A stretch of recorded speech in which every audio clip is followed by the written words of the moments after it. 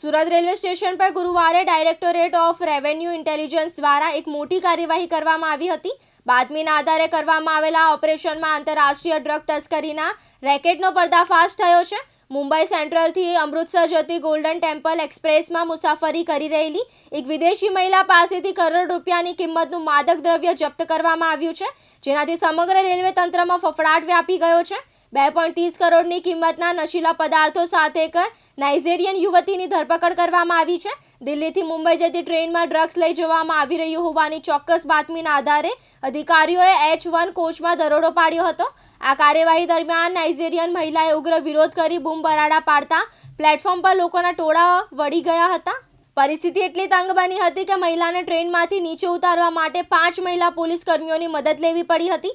તપાસ દરમિયાન તેની પાસેથી 50 ગ્રામ કોકેઇન અને 903 ગ્રામ મેથાપેથામાઇન મળી આવ્યું હતું। ધરપકડ બાદ યુવતીને કોર્ટમાં રજૂ કરવામાં આવતા તેને જ્યુડિશિયલ કસ્ટડીમાં મોકલી દેવાનો હુકમ કરવામાં આવ્યો છે। હાલમાં DRI દ્વારા એક દિશામાં તપાસ તેજ કરવામાં આવી છે। આ ડ્રગ્સનો જથ્થો મુંબઈમાં કોને પહોંચાડવાનો હતો?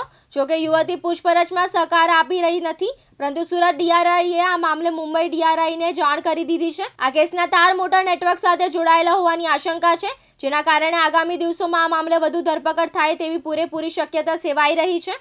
આ હાઈ પ્રોફાઇલ કેસ સામે આવ્યા બાદ રેલવે સ્ટેશનો પર સુરક્ષા વ્યવસ્થા સામે ફરી એકવાર સવાલો ઊભા થયા છે।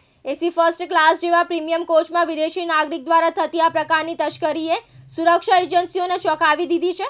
સુરત સહિતના મુખ્ય રેલવે જંકશનો પર હવે બાજ નજર રાખવામાં આવી રહી છે અને આગામી દિવસોમાં તપાસના તાર વધુ ઊંડા ઉતરે તેવી શક્યતા છે। યાસીન દારા, દિવ્યાંગ ન્યૂઝ, સુરત।